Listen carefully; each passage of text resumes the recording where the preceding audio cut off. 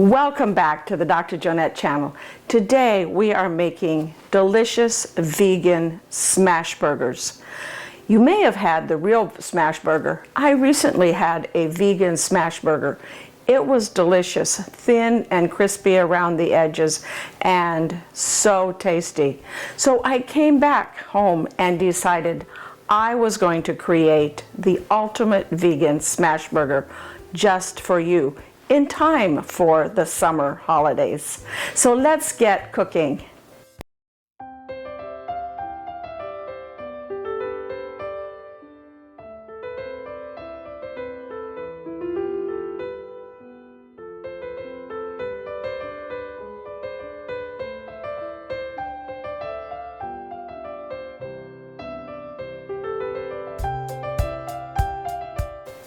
To start with our vegan smash burger, we are going to make my special burger sauce.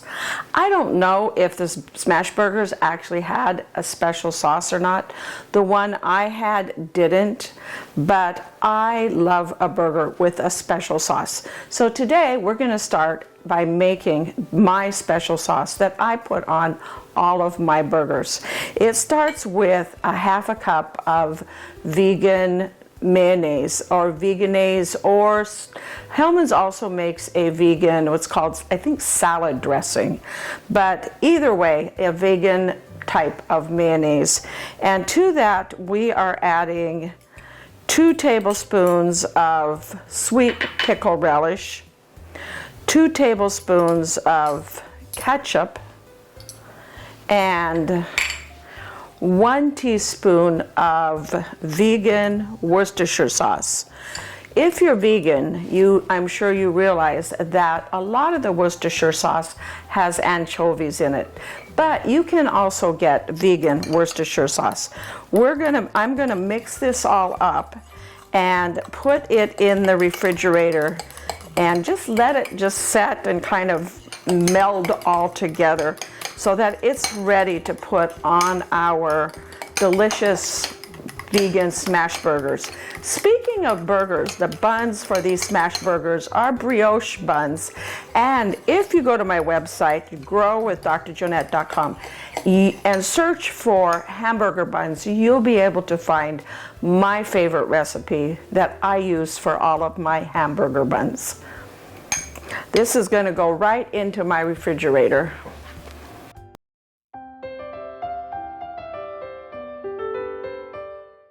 And next I'm going to make my kitty cat wants out. No, kitty cat, no, you can't go out. It's too late for you to go out. You're going to have to stay inside. She always asks to go out. No, you can't go out, kitty cat. I know you want out, but you can't go out. She's not Siamese, but she does a fair amount of talking. So I have a pound here of the Beyond Beef plant-based burger. You can use the Impossible burger as well. Either one of them works about equally well. You'll notice it's kind of a sticky burger a little bit, and to that we're going to actually spice it up with a little bit of extra seasoning. We're going to add some roasted garlic powder, about a teaspoon here of roasted garlic powder. I'm going to add a teaspoon or so of onion powder.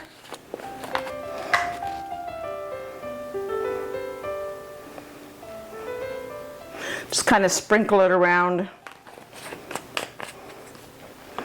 I like a little smokiness, so I'm going to add some smoked paprika.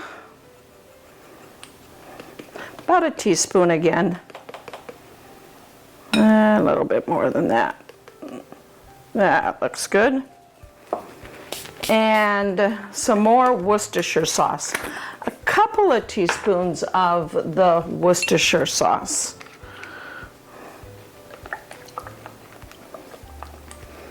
Just kind of shake it in there. And then I'm going to just mix that all together with my fork here.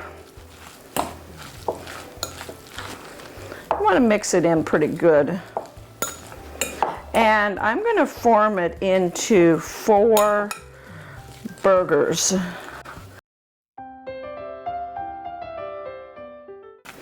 That looks pretty good. And I have a pan here with some that I've lined with some, it's got a little bit of silicone coated parchment paper, which works great. And I'm going to split this into four pretty equal balls. Each one should be about 1/4 pound.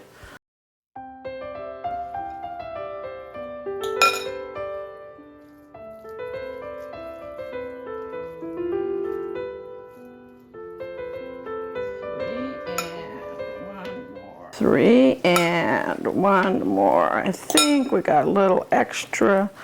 We'll see which one needs a little bit more here. And this one could use a little bit more. And now I'm going to put these in the freezer for about 10 minutes. If I was going to put them in the freezer, I'm going to go ahead and put them in the refrigerator for about 1/2 hour or so, and then we'll be ready to cook them and make them into our delicious burgers.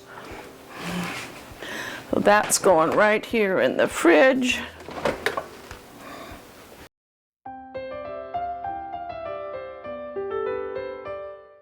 So while that's chilling, let's talk about our Neuro Nutrition Nugget. For today's Neuro Nutrition Nugget, I don't really have a Neuro Nutrition Nugget.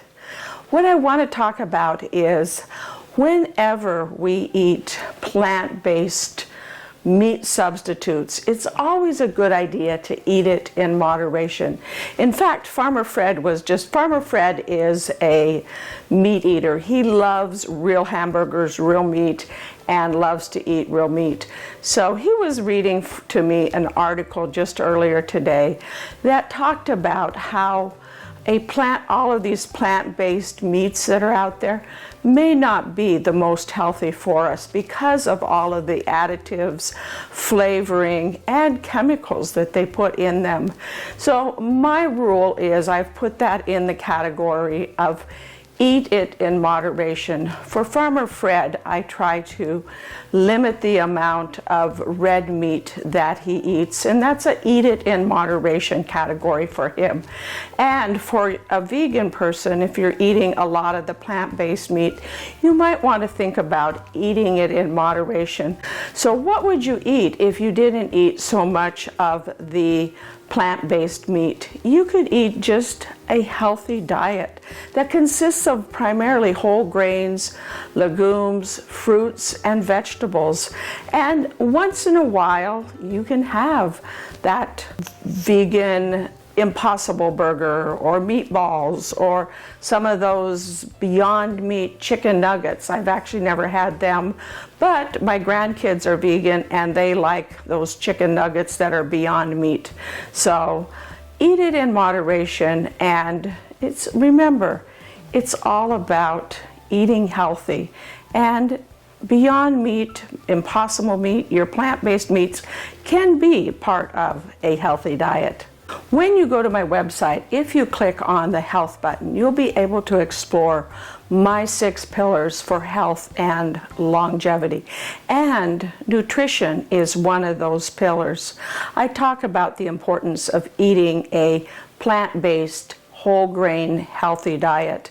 And in addition to that, my other 6 pillars are sleep, lifelong learning. Sleep is so important. Lifelong learning, getting enough exercise, or just getting exercise, getting out and moving naturally in your garden. Today I was out in the garden getting my exercise. I was transplanting my tomato plants out in the garden and getting ready and all excited about the tomatoes that I'm going to have to enjoy later on, to can, to freeze, and to make into all of those delicious sauces and nutritious dishes that I love that are tomato based. In addition to exercise, there is connection, staying connected to the people that are in our life and in our community.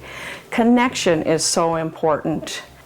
So when you go to my website, growwithdrjonette.com, explore not only this recipe, but also all of my garden tips, because it's a garden to table website, as well as all of my health and longevity tips.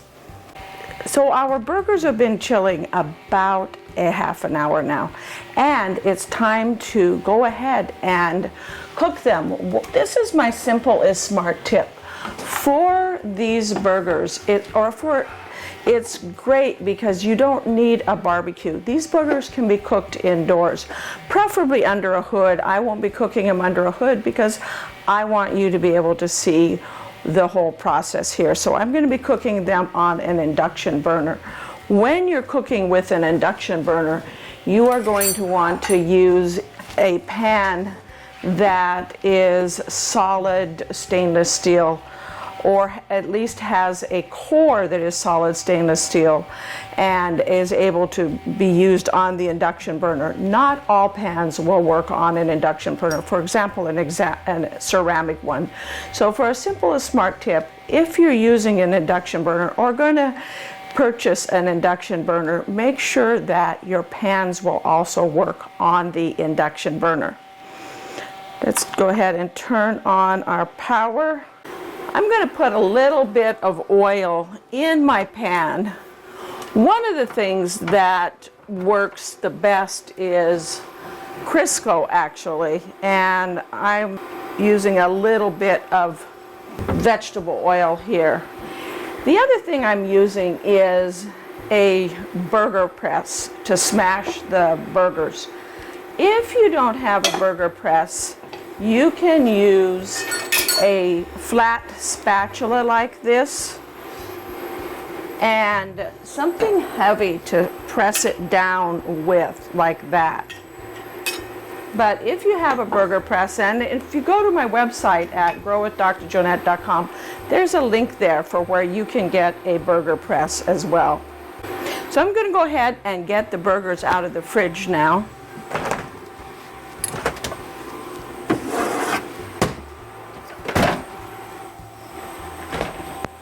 And our pan is, get it a little hotter. You want your pan nice and hot. That's the nice thing about an induction burner, is that it doesn't take long for your pan to heat up.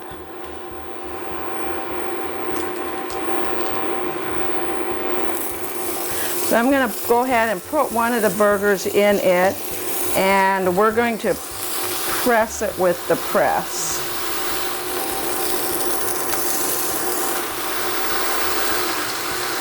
Press it down to about 1/4 of an inch. A little bit more there.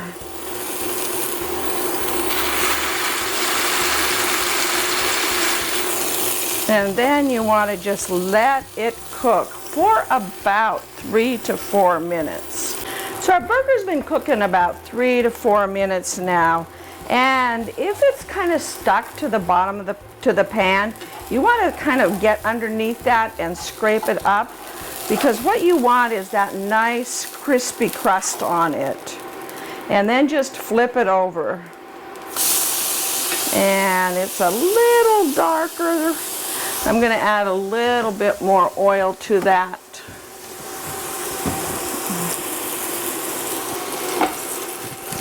And I also turned my burner down a little bit. I've gotten it a little on the warm side. It'll still be delicious though. So we'll let it cook like another probably 2 to 3 minutes. It's thin enough that it's about 2 to 3 minutes. And I was cooking it on medium high. I've turned it down to medium.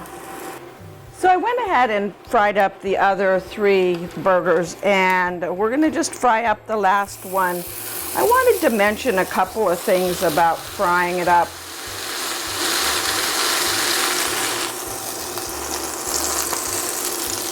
And that is, if you want to make a cheeseburger, when you flip it over, you'll see, actually once we press it, you'll see a fair amount of the fat comes out of it. You can see there's a fair amount of fat here in the pan.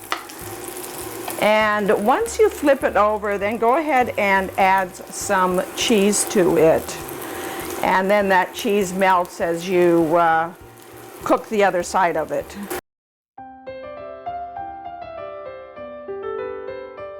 For my simplest smart tip, use a meat thermometer to test the inside of your burger. Well, this is actually an instant read thermometer. It can be used for meat or a lot of different things. I use it for all kinds of things, but it gives you an instant read temperature. So when I put that in there, it says that the internal temperature is about 150. It's varying here. It says 106. And what you want to do, this is a fairly thin burger, so you don't want to get it on the bottom of the pan because that'll make the temperature abnormally high. So I'm going to go ahead and flip this burger now. You can see it's not sticking at all. In fact, I need to get some of the crunchy stuff off so I can flip it here. Get underneath it and flip it over. And then I'm going to go ahead and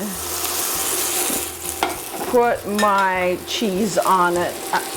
BioLife makes some great vegan cheese, and there's a number of companies that make some cheddar cheese, vegan cheese slices that are great that you can put on your burgers. So I'm going to go ahead and we'll finish cooking the rest of that, and then we'll be ready to assemble our burgers. But before we assemble our burgers, we want to toast the buns a little bit. So to toast the buns, what I'm going to do is take some of this extra oil out of my pan, butter the buns with a little vegan butter, and we're going to toast them up for our burgers. I love a nice warm toasty bun for my burger.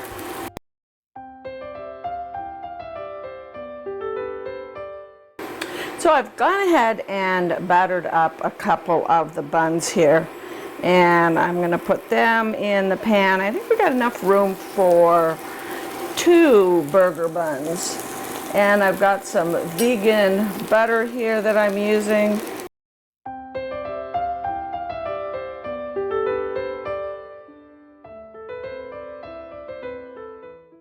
Let those toast up just a little bit. And our burgers here, what I like to do is while I'm cooking the other burgers is quite often I will just cover them with a pan lid or a piece of aluminum foil or something like that. And let's see how these are. They're getting toasted.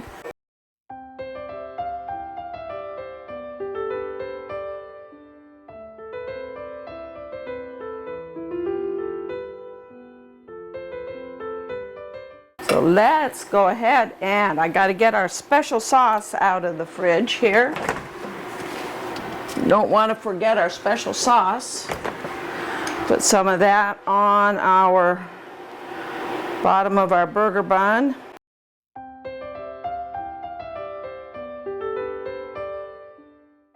Now I'm getting hungry. And then I want to just put the burger right on top of that. You might want to put some lettuce on it if you want. I'm just putting the burger right on top of that. Next, I like a little slice of some delicious sweet onion, a slice of tomato, and some delicious pickles. On top of that, and on top of all of that, we're going to spread a little bit more of our special sauce on another other half of our roll, and put that right on top. There you have it, a delicious vegan smash burger. Enjoy! Thank you for watching, as well as clicking that like button and subscribing. Don't forget to go to my website at growwithdrjonette.com to read this full recipe, as well as so many more delicious, healthy, vegan recipes that are good for your brain and good for your body. And we'll see you next time on the Dr. Jonette channel. Thank you for watching. Your support means so much to me.